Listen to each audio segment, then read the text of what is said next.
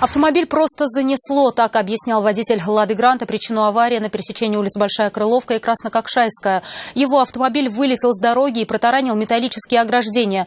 Но в версию о скользком асфальте инспекторы не поверили и скоро выяснили настоящую причину происшествия. С ней же ознакомился и Айрат Назипов. Снесло так с дороги.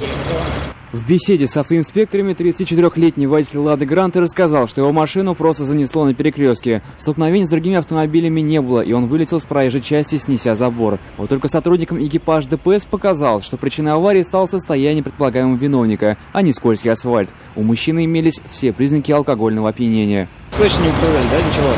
Нет. Все подозрения развеял алкотестер. Прибор показал 0,423 миллиграмма чистого алкоголя в литре выдыхаемого воздуха. Впрочем, водитель «Лады» посчитал, что его состояние и самочувствие позволяют ездить за рулем без каких-либо ограничений. Ну, в Добске. Сколько примерно? 0,14. Там 0,16. А почему у вас машина сейчас забирает?